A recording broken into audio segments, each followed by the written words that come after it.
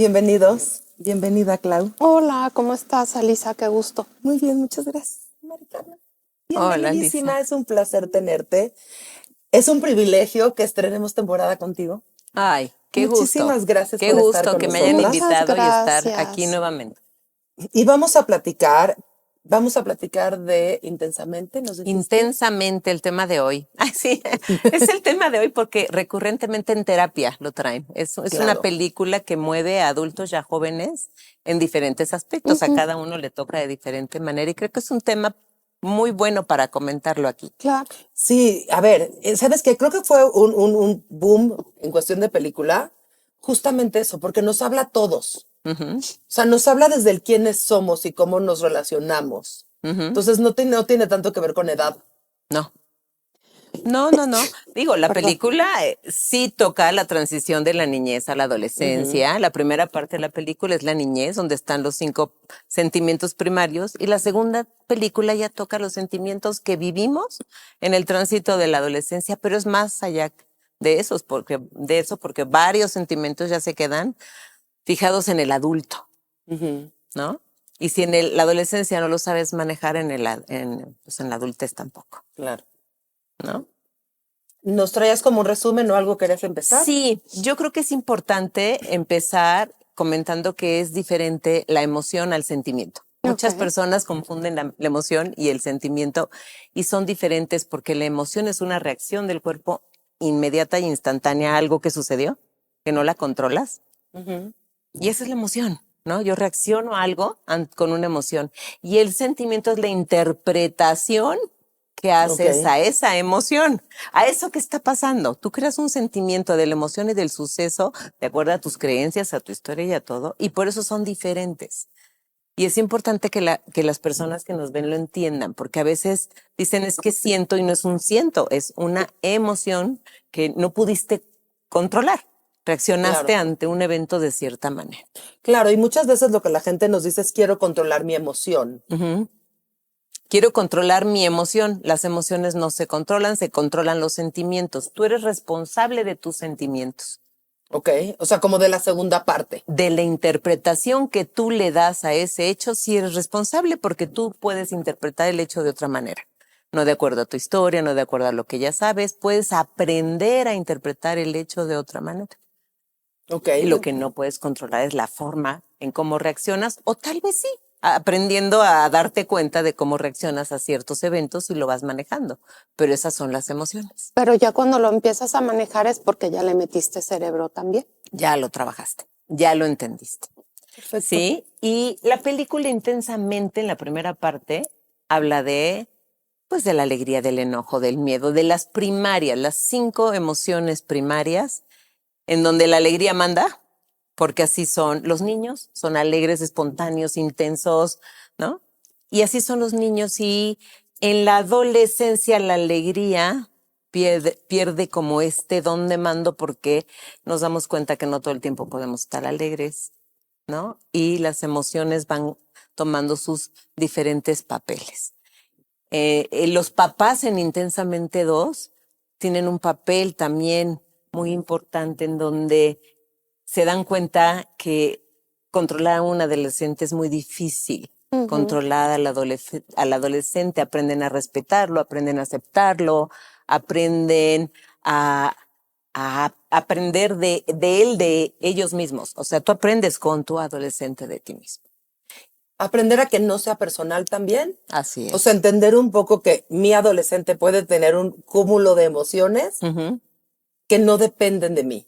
O sea, puede estar enojado, puede estar de malas y no tiene nada que ver conmigo. Así es, así es. Es como esta separación. La separación, exactamente. Y habla del tema maravilloso que es la resiliencia emocional. Cómo puedes adaptarte a cualquier adversidad y cómo puedes salir adelante. Wow. Sí, la resiliencia emocional tanto en los adultos como en los adolescentes, ¿no? Porque a pesar de que la pasas pésimo, sales adelante, ¿no? Vamos a hablar de las lecciones específicas de la película. Va. ¿A qué nos ayuda? ¿Qué nos enseña? ¿Qué nos deja? Esto que yo tengo aquí es como un resumen de muchas cosas que hemos tratado en terapia, de la gente que trae la película terapia, y me encanta porque tiene grandes enseñanzas. Claro. ¿Sí? Nos ayuda primero que todo a validar y aceptar nuestras emociones, a no juzgarlas. Es que sentí miedo.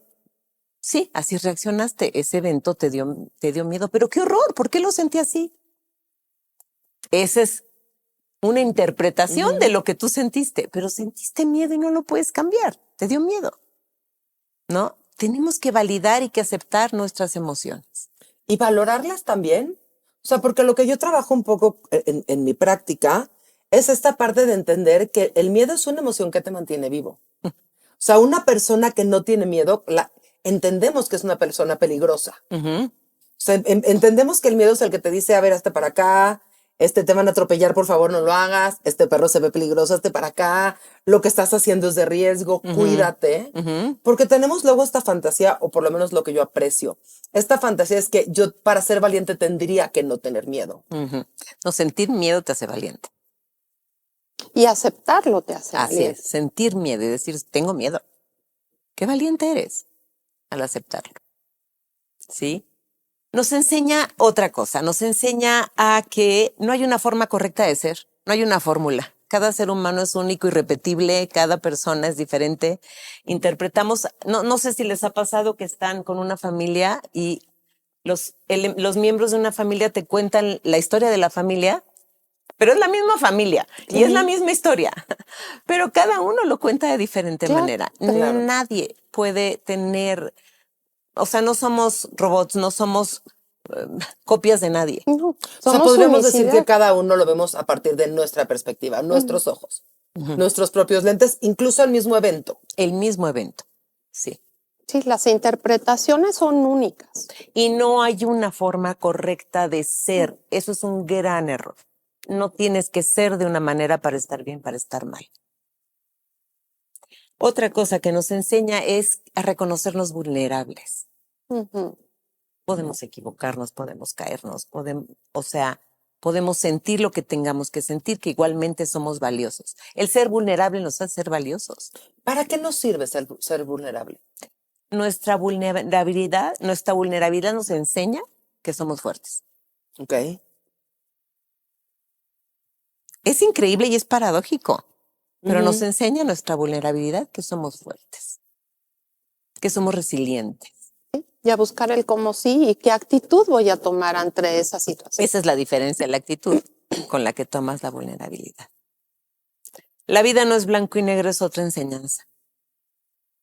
Hay un gris. En la vida hay un gris y a los adolescentes les cuesta trabajo encontrar ese gris. Los adolescentes son radicales, son muy blanco, negro, todo, nada. Qué importante es aprender a ser flexibles, a entender que hay un gris en la vida, que hay un punto medio de las cosas, hay una decisión que no es tan radical, que puedes encontrar un punto medio, claro, con ayuda, porque a veces somos ciegos, Claro. no lo vemos. Es que yo creo que aquí, y perdón que te interrumpa un poco, pero creo que aquí también como papás cometemos este error de no darle grises a nuestros hijos. Y entonces cuando nuestros hijos, o sea, cuando son chiquitos es de esto es malo, esto es bueno, esto es malo, esto es bueno. Si te portas así, te quiero y estás bien, y si te portas así, está mal y no te quiero. Y entonces en la adolescencia también traen esos aprendizajes. Y tenemos entonces conceptos como si te vistes así, no es correcto. Si te portas así, no es correcto. Y entonces el adolescente también cuando empieza a encontrar su propio gusto y su personalidad, y se topa con que si yo te dije que sin manga estás mal, Sí. y luego a los papás nos cuesta trabajo el decir, a ver, espérate, ¿por qué está mal? Quizás todos en nuestra familia usamos mangas, pero ella no quiere. Creo que también hay toda esta parte de los papás que nos cuesta trabajo darles el permiso, es que no sé si el permiso es la palabra, pero darles esta oportunidad de ver grises. También de entender que nuestro hijo puede transitar ciertos espacios y no se va a quedar ahí. Quizás no toda la vida vas a andar sin mangas. Cuando te dé frío te taparás. Pues sí, así es. Lo acabamos de decir, no hay una forma correcta de ser. Pero los papás sí creemos a veces que así debe de ser. Sí. Sí, y es porque lo digo yo como papá, ¿no? Y así no es la realidad. La realidad es que tienes que permitirle al otro ser.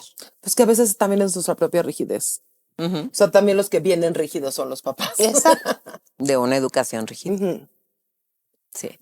Y hoy los chavos nos enseñan a que hay que fluir. Hay que fluir, hay que ser flexibles, hay que encontrar un punto medio, hay que buscar soluciones. Es que esto no me funcionó, pues vamos a probar otra cosa. No te funcionó y no importa, vamos a probar otra cosa. Nos lo están enseñando nuestros adolescentes, ¿eh? Nosotros como adultos lo estamos aprendiendo porque nos educaron de otra manera. Y también entender que muchas veces son nuestros propios miedos. Claro. O sea, Nos frenan. el miedo de decir es que yo quería que mi hijo fuera perfecto, ideal y todo estuviera maravilloso. Y cuando empieza a probar otras cosas, como que las sensaciones de, claro, se va a ir para allá y va a perder todo. Y entender que necesitan esa flexibilidad, estos grises. Exactamente. Y también probar, ¿no? Porque no puedes imponerles nada. Es necesario que ellos descubran qué les va bien, con qué se sienten cómodos, y moverse entre esa escala de grises, ¿no? Qué difícil como papá, Claro, ¿no? Dejar que los hijos prueben. claro, porque no quieres que les pase nada y no Exacto. quieres que sufran. Tienes la fantasía, porque es una Exacto. fantasía, que si tú controlas, los cuidas. Es que a mí no me voltees a ver. Yo fui una hija muy rebelde. O sea, yo fui una hija muy rebelde. O sea, probé todo o sea, bueno, no todo, pero les rompí a mis papás todos los esquemas del mundo. Entonces a mí me fue mucho más fácil ser mamá porque yo entendía un poco ese camino. Fíjate. Yo fui una hija súper rebelde. O Claro. sea, yo rompí todos los esquemas de mi familia. Sí, o sea, todos donde ellos se sentían cómodos, yo decía, gracias, no. Gracias, ¿no? Me voy para el otro lado. Sí, o sea, de hecho, el otro día platicando con un amigo, me preguntó, no sé, una referencia de un doctor al que iba. Y me acordé de mi papá. Mi papá siempre decía, a ver, dime con quién vas. Y le dije a este amigo, igual que mi papá, nunca vas a conocer a mi gente. O sea, no me muevo. O sea, eso es también lo que me gusta. Entonces, para mí, y es un poco lo que te decía antes de que empezáramos este capítulo, yo fui una mamá muy estructurada para que mis adolescentes pudieran como ser más libres en algunos aspectos. Claro. O sea, tenía límites muy claros de en qué su mamá les iba a decir que no, pero en qué su mamá los dejaba que ellos experimentaran, por ejemplo. O sea, en comparación con mi hermano, por ejemplo, el corte de pelo. A mí nunca me importó. Yo decía, ustedes deciden su corte de pelo porque es su pelo, es su cara, es su cabeza, son ustedes. Mi hermano, que es mucho más rígido, era así de no como, yo voy a decidir cómo se peina. Y a mí la verdad que yo era así de, les crecerá. Y si no ya les pasará. No, les crecerá. Y por supuesto que hay fotos que me dicen cómo me dejaste. Ajá. Y yo me quedo con, pues te dejé porque te dejé. O por ejemplo, ropa. O sea, yo me encargaba de que compraran ropa dentro del rango que para mí era correcto. Y ya que la ropa estaba a su alcance, ellos podían utilizarla como se les diera la gana. O sea, mi límite era no comprar cosas que yo no hubiera querido que después utilicen. Ajá. Pero ya lo comprado, lo podían mezclar, usar como se les diera la gana. Yo entendiendo que ellos tenían que experimentar. Y ellos son los que tienen que decir cómo me vestía así, ¿no? O no, pero entender que era su camino. Claro. Y tus papás debieron haber aprendido mucho de ti. No estoy tan segura, Yo pero creo lo que toleraron. Sí. Te lo permitieron. Al final de cuentas te lo permitieron. Lo porque... toleraron, sí. Sí. Porque Les los veniste volví a locos, enseñar pero una sí. forma diferente de ser, en donde ellos no tenían toda la razón. Sí, es que lo siguen creyendo. Pues sí. Pero es que es real. ¿Qué? Es real, los papás no tienen toda la razón. No, pero lo siguen creyendo. O sea, ok. Y mis sobrinos lo siguen creyendo. O sea, ellos creen que tienen sí. la razón. Sí. O sea, de hecho, o sea, como como fórmula en mi familia es de lo puedes hacer como tú quieras o lo puedes hacer bien como digo yo. Ese es el mantra familiar. No me digas. Claro. Y entonces a mí me dicen, bueno, hazlo como tú quieras. Pues sí, ya. O sea, caigo en esa partecita. Sí, yo también lo haría. Sí. Sí, ya.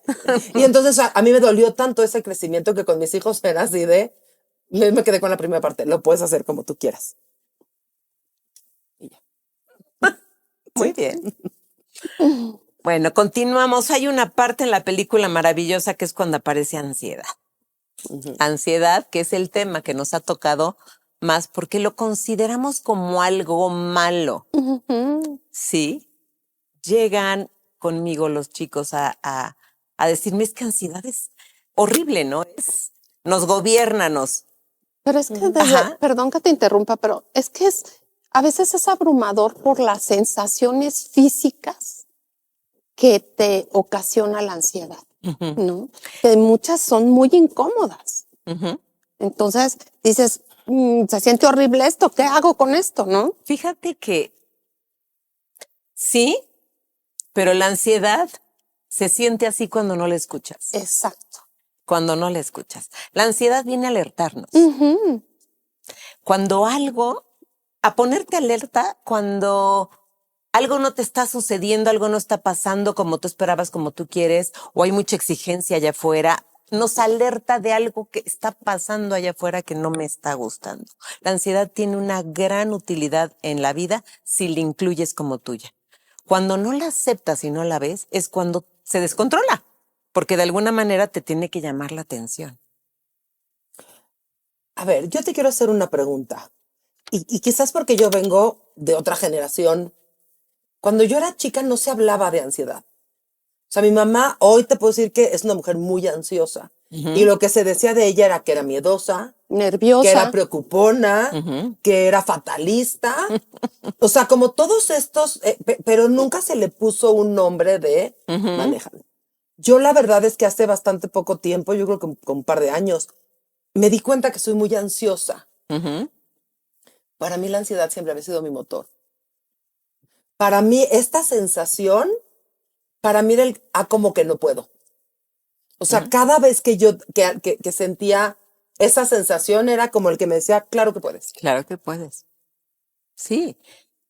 Antes no se reconocía con el nombre de ansiedad, así como no se reconocía el déficit de atención y el niño es distraído. Sí, o es muy travieso. O es muy travieso, o es hiperactivo, no es que no se está quieto. Hoy hay nombres, hoy le pusimos nombres a las cosas, ¿no? Pero mi duda era, o sea, una cosa es empezarlo a nombrar, que me queda claro que todos lo empezamos a ver más, y otra es cómo se compagina también con esta nueva como ola de la tranquilidad.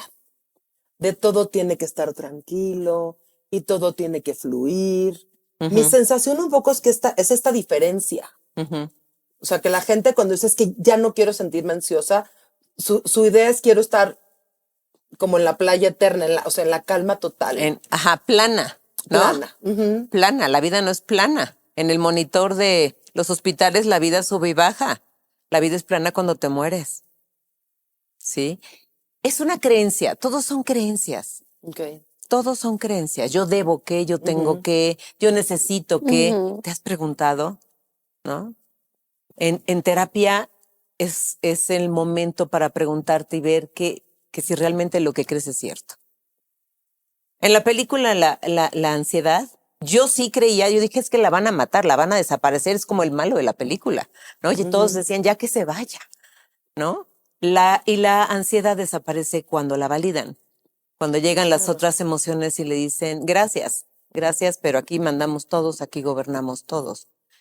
Estas personas que buscan que la vida se viva como en paz, peace and love, aquí no pasa nada, pues son irreales. Perdón que yo ponga un juicio en esto, pero son irreales. En la vida hay subes, hay bajas, hay momentos en donde estás ansiosa y la ansiedad sirve como motor. Para mí la ansiedad es un motor. La ansiedad de decir hoy tengo un evento y me tengo que levantar y me tengo que bañar y tengo que hacer esto, ¿no? Y quiero, no solo tengo, quiero, ¿no? Y esto de ponte las pilas porque tienes que salir es ansiedad. Claro, ayer me decían, es que mañana tengo mi examen profesional y estoy ansiosa. Pues cómo no vas a estar ansiosa si tienes tu examen profesional. Pero al revés, la ansiedad viene a decirte estudia, prepárate, duerme temprano, o sea, foco en aquello que te es tan importante y tan relevante.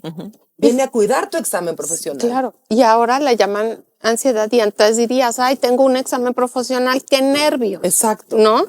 Así y es. Entonces, cuando tú le das la connotación de ansiedad, como está tan, digamos, devaluado, ¿no?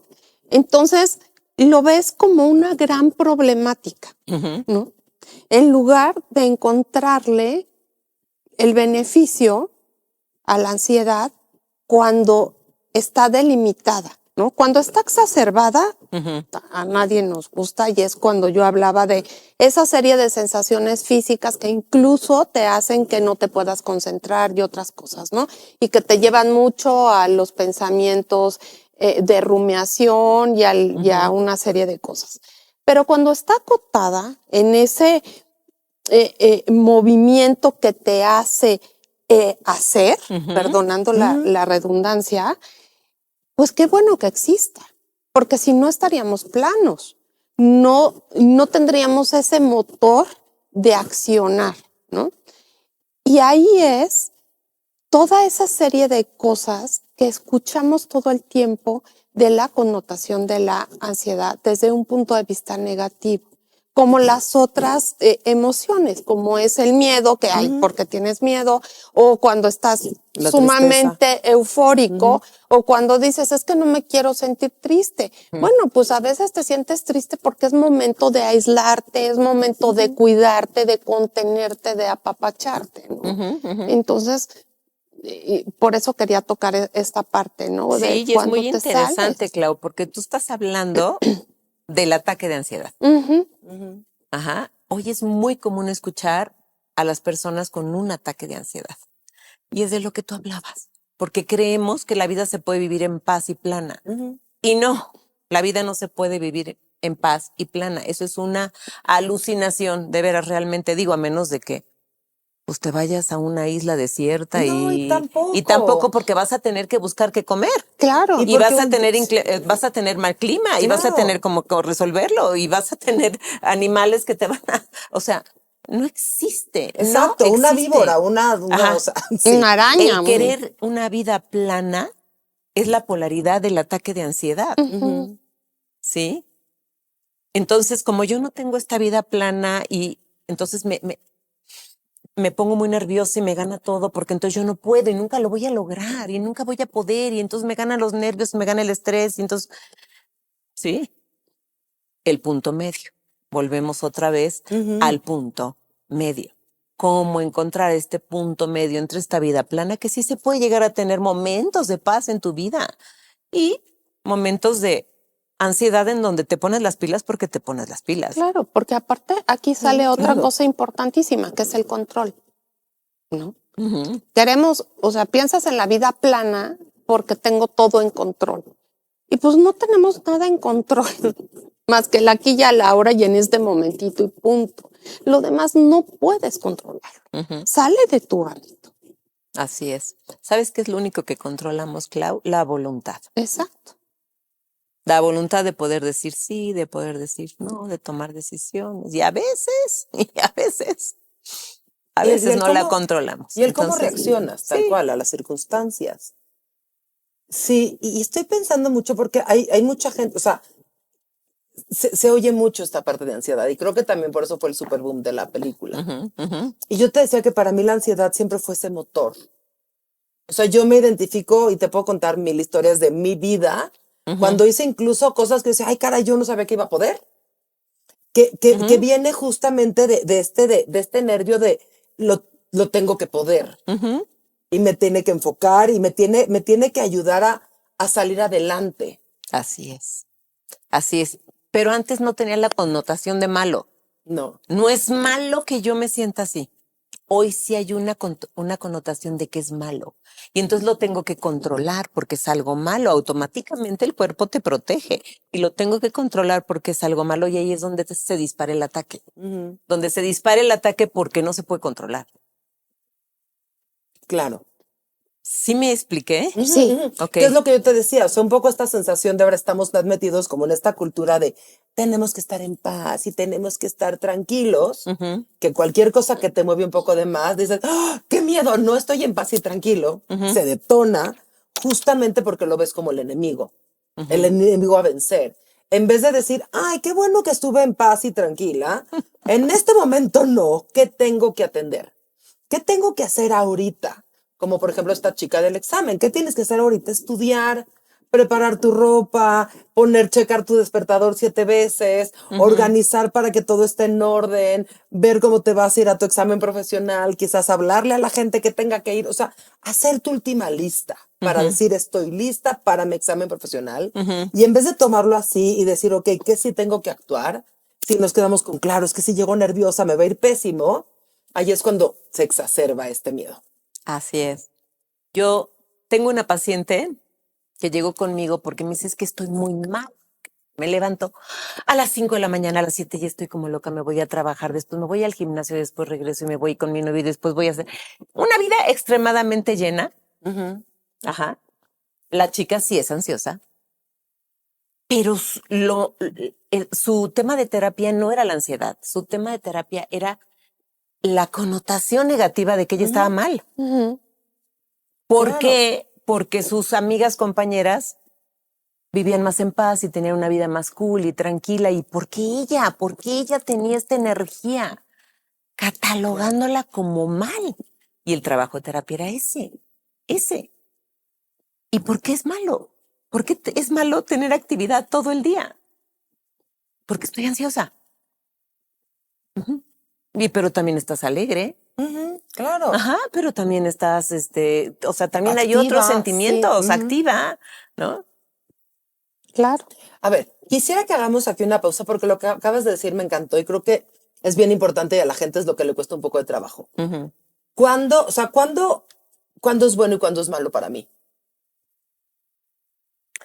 Es que es muy relativo. ¿Cuándo es bueno y cuándo es malo? Para mí es muy relativo y no quiero decir algo general porque no. Depende del caso, pero a ver, ¿cuándo es bueno para mí? Cuando me mantiene activo, cuando me mantiene feliz, cuando cumplo mis objetivos, cuando tengo una vida productiva, cuando no interfiere conmigo, con mi estar en la vida y cuando no daño a otros. Ok. Sí, cuando no hay nadie más dañado. Sí, cuando es malo es que no es malo, es cuando puede dejar de ser útil. ¿Cuándo puede dejar de ser útil la ansiedad? Cuando somatizo en una enfermedad, porque ya la ansiedad es demasiada. ¿Sí? Cuando te paraliza. Cuando me paralizo y viene un ataque, porque... Cuando empiezas a sentir cuestiones físicas que te llevan al miedo extremo y que no sabes qué es lo que está pasando, ¿no? Sí. Cuando pierdes el control. De las sensaciones y que caes en esa cosa de es que me voy a morir porque siento que me está dando un ataque cardíaco, ¿no? ¿Cuántas personas llegan? Hay sensación de ahogo, hay taquicardia. ¿Cuántas personas llegan al hospital diciendo es que tengo un ataque cardíaco, ¿no? ¿Por qué? Pues porque obviamente estás en ese estadio en el que incluso tu diafragma se aprieta, ¿no? Por toda la intensidad de sensaciones y nerviosismo que te impide respirar de una manera correcta. ¿no? Así es. Entonces, ahí es cuando tiene una connotación negativa. Y un poco sería como cuando es un tema de terapia y cuando es un tema de yo así soy. O sea, y mucho te voy a decir qué, porque siento que hay como una gran diferencia y la gente dice es que quiero estar motivada. Yo otra vez voy a regresar. Para mí mi ansiedad es la que siempre me ha motivado. O sea, la que me motiva o sea, yo todos los días me baño, me visto y es esta parte como de tengo que estar lista. No es de, ay, estoy súper motivada a estar lista. O sea, son como dos sentimientos bien distintos. Entonces, cuando la gente dice es que tengo que ir a terapia o quiero ir a terapia, es decir, quizás aquí es cuando... Así es, cuando ya presentas ya un no ataque, está manejable, ya te está alterando tu vida. O estás dañando a otros. Exactamente. Pero aquí cuando ese nervio, esa ansiedad te mantiene activa y es la que hace que entregues tus propuestas a tiempo o la que te hace ir con el cliente y llegar a tiempo o la que te hace tener las cosas bien o la que te hace ayudar a tus hijos, la estás utilizando de una manera ¿Sabes muy por qué a ti productiva. te sirve la ansiedad? Porque validas tu alegría, porque validas tu enojo, porque validas tu miedo, porque validas tu aburrimiento, porque validas tu disgusto, porque validas todas. Y entonces la ansiedad se vuelve una más de tus emociones. Claro. Nada más por eso. Y te sabes vulnerable también. Sí. La vergüenza, el sentimiento de la vergüenza en la película es nuestra vulnerabilidad. Por eso es tan grande. Por eso lo ponen enorme. Ahorita lo vamos a ver. Bueno, ahorita lo vemos, ok. Y la última que me parece importante enseñanza de la película es que nuestros errores no nos definen. Claro. Yo no soy mi error. Claro. Solo es un error. Creemos que nos define, pero solo es un error. El error para lo único que sirve es para aprender de la experiencia y no volverlo a repetir. Aunque tropecemos con la misma piedra, como dice la canción, porque vuelves a aprender y de manera diferente. Claro, un ejemplo que luego yo doy, cuando doy conferencias o incluso en terapia, cuando me dices es que cometí un error, yo le digo, es que ninguna mamá, cuando nuestros hijos empiezan a caminar, a ninguna mamá se nos ocurre que la primera vez que se caiga, decimos, ¿sabes qué? Ya no vas a caminar nunca más, eres pésimo para esto, te voy a cargar toda la vida. Y cuando les doy ese ejemplo, sí se quedan con, sí es cierto, no tiene ninguna lógica. O sea, entiendo que mi hijo va a aprender a caminar cayéndose. O entiendo que va a aprender a hablar hablando mal. Y a partir de cierto momento decimos, ya no me quiero equivocar nunca. ¿No? Sí. Y entonces les digo, es como si le dijeras a ese niño, no hablaste bien al principio, la primera vez, nunca más vas a hablar. Nunca más, sí. Nunca más. Yo voy a hablar por ti el resto de mi vida, nunca más vas a caminar. No lo hiciste bien la primera. Yo te vi, te caíste, te voy a cargar toda la vida. Y cuando lo pones como en este ejemplo, la gente sí se queda así con, sí es cierto. Sí. Las cosas más importantes de mi vida las aprendí así. ¿Por qué de repente quiero que entren así como por homeostasis, así de tarán, y ya soy excelente? No, las aprendiste equivocándote. Claro, y son prueba y error. O sea, nuestra vida la vivimos en la prueba y en el error, ¿no? Es una de las funciones de la terapia. Traer tus errores para aprender de ellos y para perdonarte. Claro. Y perdonar. A veces en la terapia, cuando hablo del perdón, los pacientes se abren los ojos y dicen, ¿cómo se hace? ¿No? ¿Cómo me perdono? ¿Cómo perdono? Pero ahí es donde está la clave. Porque aprendemos a perdonar y a perdonar. Claro. Y como niños chiquitos te caías y no decías qué malo soy para caminar. No. O te caías de una resbaladilla y no decías qué malo soy para las resbaladillas. Te parabas y decías, voy a tratar otra vez, voy a volverlo a intentar. Los errores pueden ser un poco más graves cuando dañas a alguien más con tu error. Sí, porque te llevaste entre las patas a alguien más. Y ni aún así no se puede perdonar. Claro. O sea, es perdonable. Claro. Y es aprendible. Claro. ¿No? Es la Riley, la protagonista de la película, se la pasa equivocándose, pues es adolescente, pues está aprendiendo, ¿no? Y entonces grita, pero entonces pega, pero entonces regaña, pero traiciona a las amigas, pero, o sea, se equivocó 3000 veces hasta que aprendió. Y a ver, y los hizo propios, ¿eh? Otra cosa que yo quisiera hablar un poco de los errores, creo que también nos han vendido esta idea de que hay un camino bueno y uno malo, como la Caperucita. O sea, ella podía haber agarrado el camino bien o el malo. Y entender que la vida está hecha a veces de decisiones malas y peores. La verdad, o sea, porque Riley también se ve en una situación bien compleja. Por una parte quiero pertenecer a estas nuevas amigas porque estas igual ya se van, pero sí las quiero, pero no me quiero quedar sola. Y no tiene una buena salida. O sea, la verdad que no existe el camino correcto. Estaba él o me pongo en riesgo en mi futuro, pero añoro mi pasado, o ignoro un poco a mi pasado, pero aseguro mi futuro. Y creo que la vida es mucho más así. Claro. Y no solo en la adolescencia, siempre, ¿no? La vida, o sea, la vida en general es así. Y yo creo que otra gran enseñanza es que toda decisión implica renuncia. Toda decisión. Hasta no decidir. Exacto. Hasta no decidir es decisión. Claro. ¿No? Entonces, y es una renuncia. Ya es una renuncia. Pierdes tu derecho. Entonces, cuando estás en esa situación de que dices, es que quiero todo, pues no se puede. O sea, tienes que dejar algo. Siempre tienes que dejar algo. ¿No? Claro. Ahora me gustaría hablar sobre la utilidad de cada sentimiento. Me encanta, va. ¿Sí? Sí, por favor. La alegría. La ponen en forma de estrella, ¿no? Porque la alegría es así, nos llena y somos eufóricos y entusiastas y la alegría es llena, o sea, ¿no? Es un sentimiento maravilloso, pero no es todo el tiempo. No se puede estar así todo el tiempo. Es una fantasía que yo quiero estar feliz todo el tiempo. Y también es pésima consejera, que es lo que yo siempre digo en sesión. O sea, es tan malo tomar decisiones enojada como súper eufórica. Así es. Y entonces tienes a la amiga que viene y te dices que conocí al hombre de mi vida en 4 minutos y ya le puso casar. Las escrituras de la casa, el coche, el negocio está a su nombre. También dices, ay, amiga, ¿Cómo te explico? ¿Cómo te explico? Y te lo puedo decir desde su felicidad. Desde su Y felicidad. también tenemos que entender que la alegría a veces no es la mejor consejera. Así es. Y tenemos ejemplos bien claros de gente así que dices, ay, mana, ¿cómo te digo? Qué bueno que te fue bien, pero no es que- estás tomándolo desde tu parte más racional. Así es. Porque en ese momento, cuando ves personas que se la pasan en la alegría, ya no es alegría, es euforia. Es euforia. Entonces, pues sí, pésima consejera. Y aparte es cuando trayéndolo a las neurociencias, pues toda la parte de la dopamina a lo más, los corticoides a lo más, ¿no? Y entonces, pues no puedes vivir así. Y otra vez, yo lo uso mucho para explicarle a la gente que es, o sea, lo malo que es tomar decisiones desde la emoción, sin importar qué emoción sea, porque muchas veces la gente dice es que estaba triste, me estaba esperando estar feliz.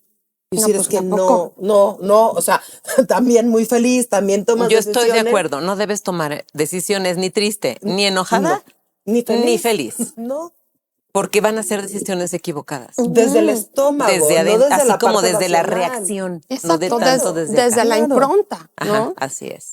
Y muchas veces nos dicen eso, es que espérate estar feliz. Y otra vez, lo que hablamos de lo que tú decías mucho, el sub y baja, es así de no, disfruta el sube y disfruta el baja. Y Y a la eventualmente mitad. llegas un poquito como a la calma y ahí es donde tomas una decisión y disfruta el sube y disfruta el baja y espérate un poco a la calma. Sí, y esta fantasía de quiero vivir en paz y feliz es una fantasía. Claro. No existe. No existe. No se puede. Es una fantasía. Se alucina. No, y nuestra cabeza y nuestro cuerpo, o sea, y nuestras neuronas no pueden tampoco, o sea, no es sostenible. No, y además te aburre. Llega un momento en que te aburre tanta paz. Bueno, a mí me aburre. Sí. No, y tenemos, lo que pasa es que tenemos que resolver conflictos. O sea, no existe tanta paz. ¿Por qué es eso? O sea, tuvieras que pensar en estoy en un lugar de calma, donde tengo todo resuelto. No existe un lugar de No calma donde existe. tengas todo resuelto. Existen momentos. Momentos. Bueno, y aparte también, eso es lo que te permite disfrutar de otras cosas. Si siempre estuviéramos planos, ¿cómo te das cuenta o cómo sientes de repente el disfrute de algo? ¿No? Así es. Y ahí también, cuando estás totalmente plano, es cuando hablamos de anedonia, ¿no? Que pues nada te mueve, ¿no? No tienes ninguna emoción. Y entonces ya también te empiezas a preocupar porque es la antesala de una depresión. Así es. Entonces, En vez de antesala, yo pensé que iba a decir planta. Te vas no a sé la por qué. polaridad. Me sentí así como una palmera. Así, antesala. plantada, sin nada. Sí, ¿no? te vas a la polaridad. Sí, claro. La alegría nos sirve para contactar el sentimiento de gratitud y para contactar el presente.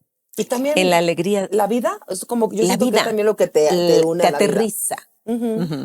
Es maravilloso, pero no es todo el tiempo. No.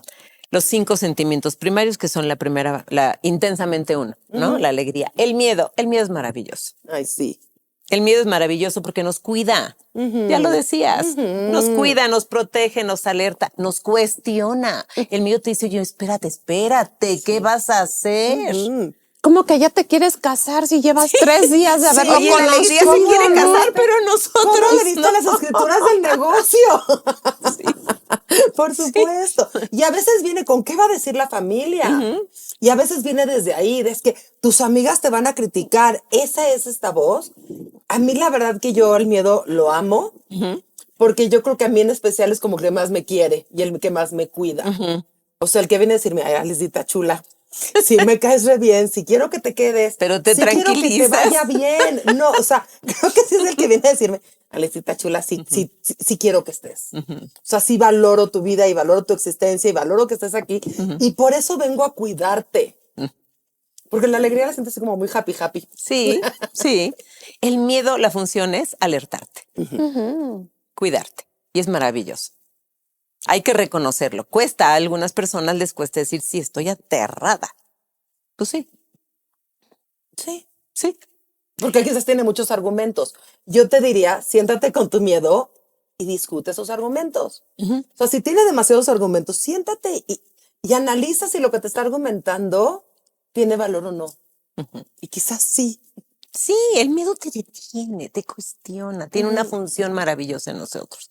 Sigue el enojo. El enojo es un motor igual que la alegría y la ansiedad. El enojo es un motor. Creo que muchos de nosotros reaccionamos con enojo y es cuando más productivos nos volvemos porque nos vamos a buscar las pilas. Sí, el enojo nos hace decidir porque algo tenemos que solucionar.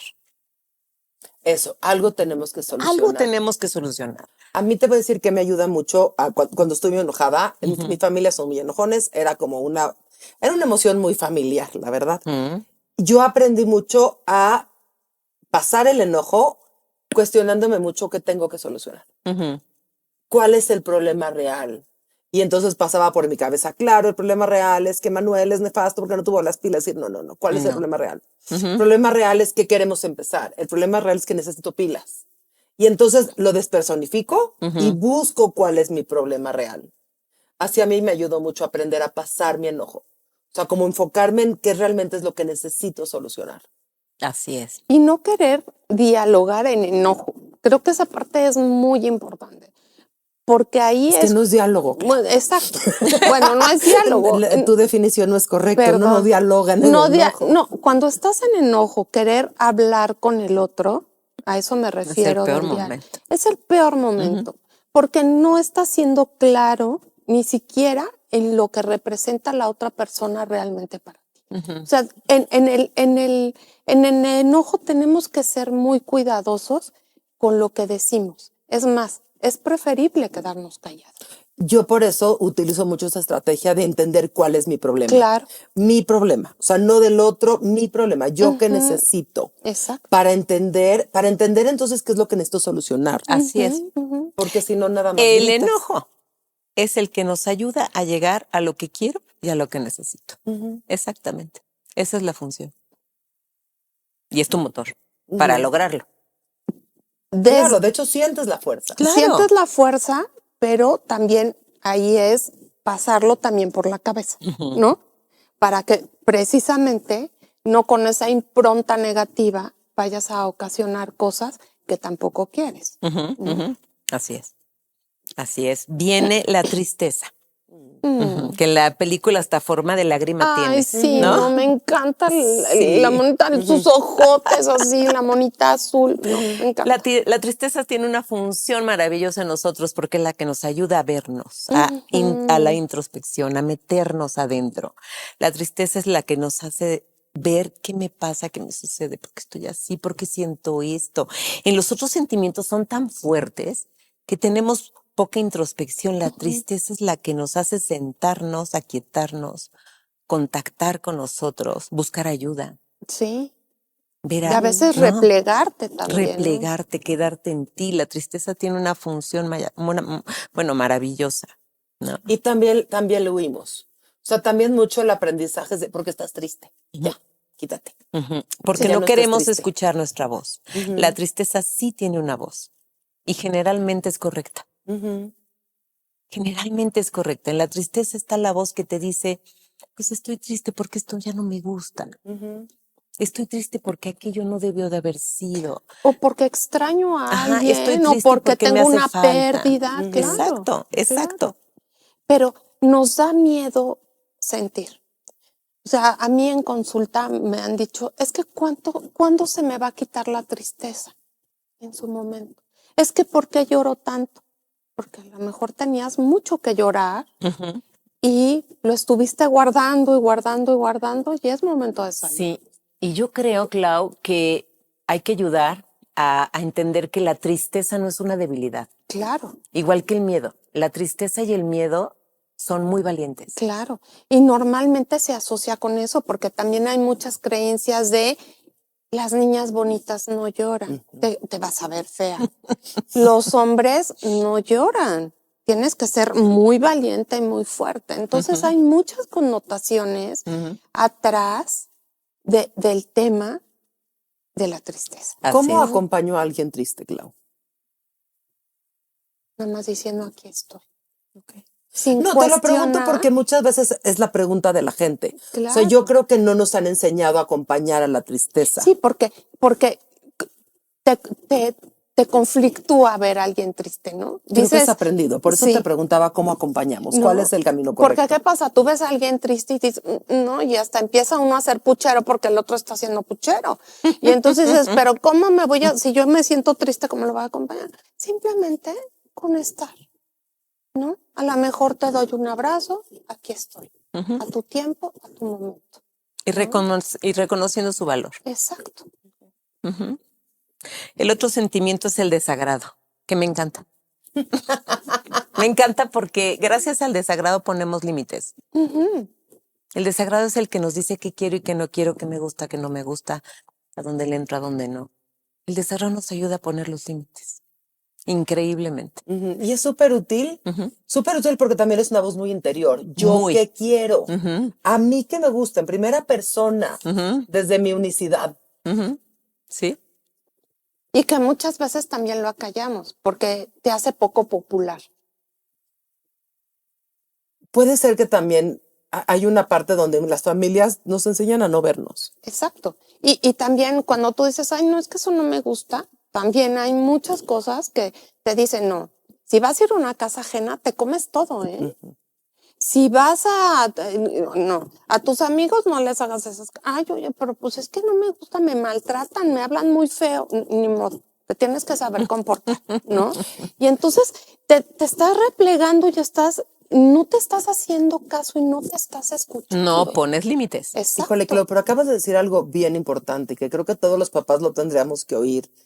Enseñarles a nuestros hijos qué les gusta y cómo se sienten bien, es enseñarles a cuidarse. A poner límites. Porque, cuando yo aprendo a decir, oye, es que en esta relación no estoy cómoda, y a veces no tengo palabra.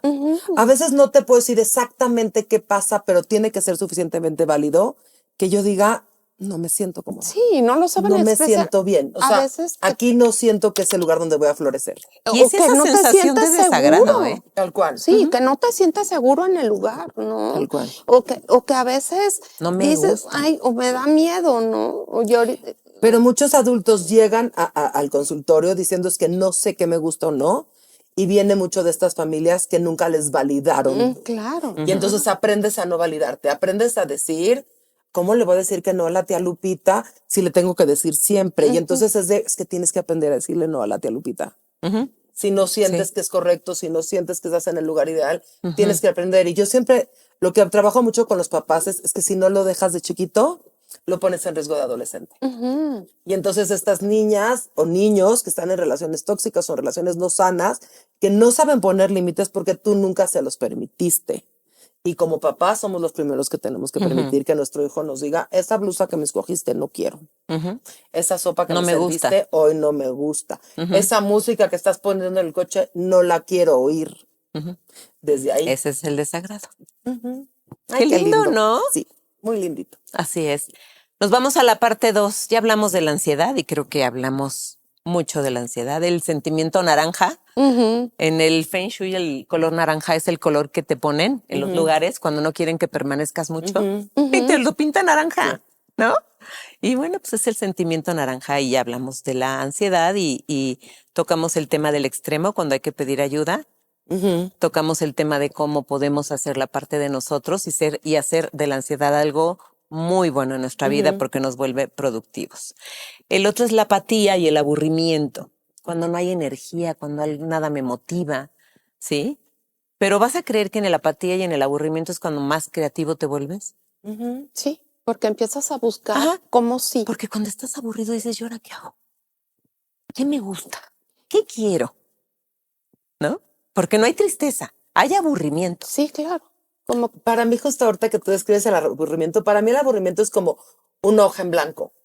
O sea, para mí cuando me haces aburrida me quedo con no hay ruido exterior.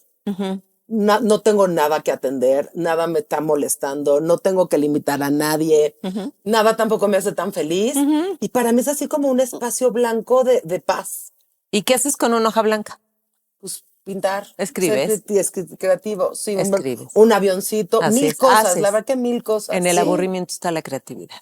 Y muchas veces se le tiene miedo al aburrimiento. Muchos niños vienen y es que estoy aburrido, ¿no? Es que no sé qué hacer. Bueno, ¿Qué se te ocurre? Exacto, ahí ¿Qué se es te el ocurre? momento de contactar con tu creatividad. Creo que eso también ha sido un poco más en las familias más para acá, más modernas, mucho que ver la verdadera problemática de los celulares y redes sociales, porque antes nos aburríamos. No Yo me acuerdo que chance de si yo le aburrirte. decía a mi mamá que estoy aburrida, me ponía a hacer qué hacer. Claro. Yo no le decía que estaba aburrida.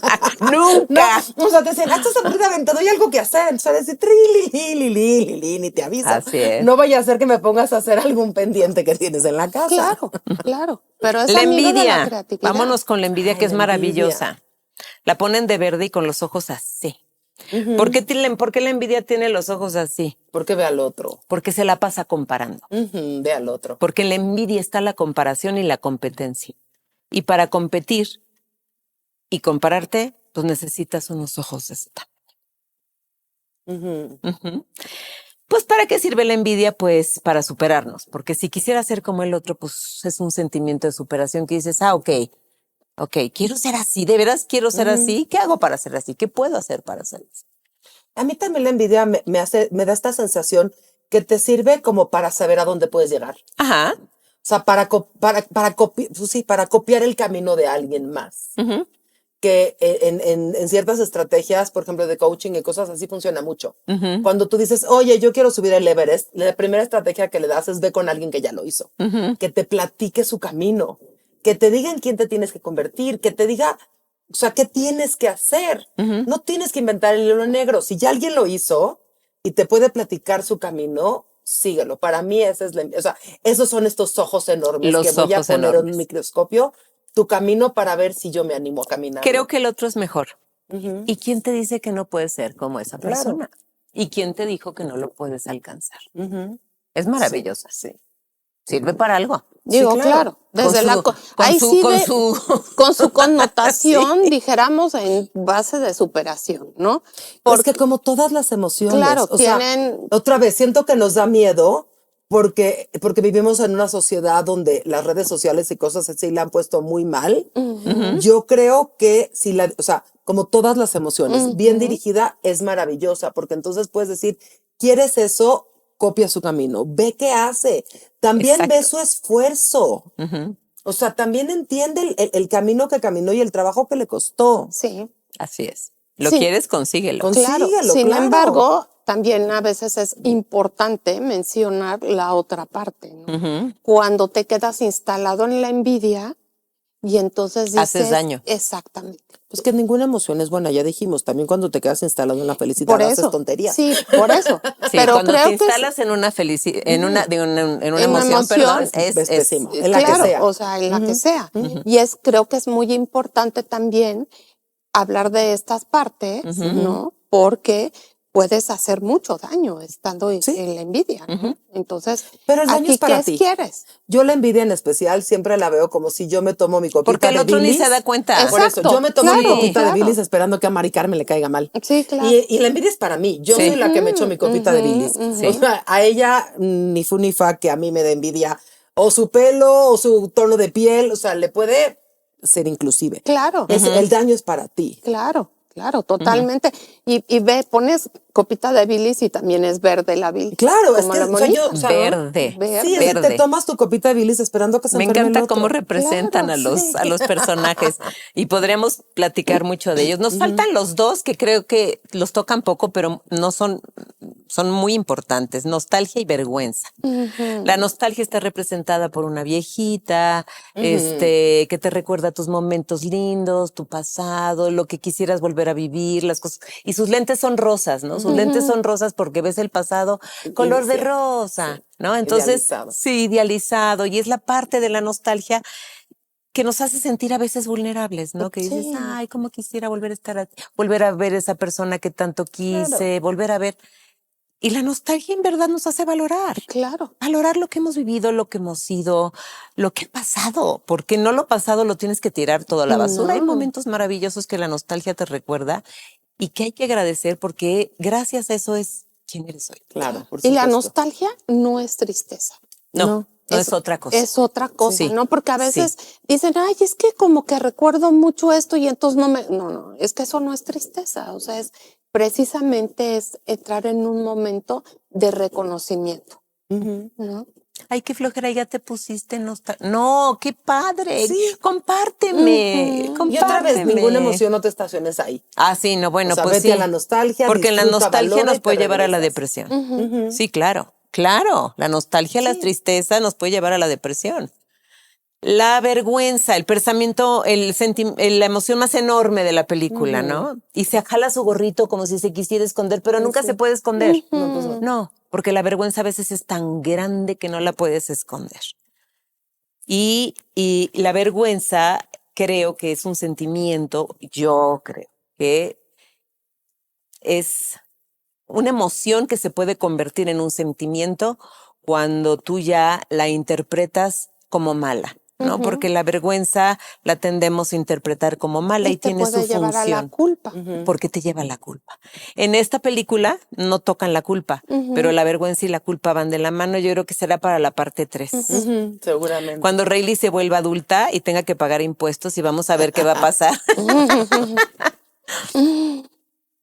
Yo ¿Para creo, qué sirve la vergüenza? fíjate que la vergüenza Ya tenemos que ir cerrando. tenemos que ir cerrando. La vergüenza nos ayuda pues a validar esta parte vulnerable que tenemos. Porque la vergüenza viene de una parte muy, muy íntima, muy vulnerable. La vergüenza es un sentimiento de, me avergüenza mi ser. Es como si sintiera yo vergüenza por ser lo que soy. O por el acto que O hiciste. por es algo muy íntimo. La vergüenza es muy íntimo, pero a la vez es muy grande. No la puedes esconder porque la vergüenza a veces te limita. Estoy pensando en cómo ponerlo como en un ejemplo.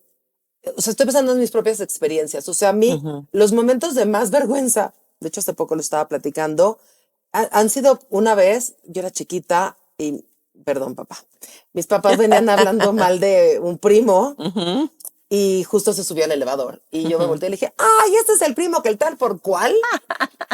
Y me acuerdo que yo me quería morir en ese momento. O sea, no me pudo haber dado más vergüenza la situación y aprendí. O sea, para mí ese momento fue, o sea, fue entender que mis papás estaban haciendo algo mal claramente, que no se habla mal de la gente. Y también entender como el valor de mis palabras. La verdad, o sea, sí. La vergüenza nos sirve para ser autocompasivos con nosotros y aprender a no juzgarnos, porque no tenemos por qué sentir vergüenza por nuestro ser. O hayamos hecho lo que hayamos hecho, a menos de que hayamos tenido una intención al haberlo hecho. Si no tuvimos una intención, Yo no tuve la intención. Yo era chiquita. no necesitabas Y vergüenza. estaban hablando mal de un primo que llegó. No, y aparte también es algo que te sirve para la autocrítica. Así es, así es. Pues para resumir, yo creo que esta gran plática, creo que llegamos a varios puntos. No hay que estacionarnos en un solo sentimiento estacionado se convierte en polaridad y se convierte en malo y una emoción igual. ¿Sí? Y todas son igual de peligrosas en algún momento. Me encantó cuando decías que yo soy muy ansiosa y no es malo. No, no es malo porque tú validas tus otros sentimientos y por eso no es mala la ansiedad. Cuando validamos todos nuestros otros sentimientos, ningún sentimiento es malo. Sí, es que para mí la verdad que fue, o sea, fue un parteaguas, el decir, yo soy ansiosa y luego hablé con una amiga que quiero mucho y me dijo así de, ¿no te habías dado cuenta? Y yo, no me había dado cuenta. Sí, pero eres ansiosa y eufórica y miedosa y enojona No, y exacto, triste sí, por supuesto. Pero eres es que todo. para mí la ansiedad era justo lo que te limitaba. Era mi mamá diciendo, no puedes nada. Ya, ok, Y sí. para mí la ansiedad era, ¿cómo que no? Claro que puedo. Sí. Entonces para mí era de, yo no soy ansiosa porque la ansiedad te limita. O sea, mi mamá era la de, no sé, no nades. Y yo era, claro que nado. Yo ahora no me ahogo. O sea, y esa era la que me cuidaba, atreverme a hacer todas estas cosas en vez de limitarme. Hasta que, bueno, la vida pasó y pasaron otras cosas. Pero para mí fue un parteaguas enterarme. Y creo que ahorita es bien importante hablar de ella.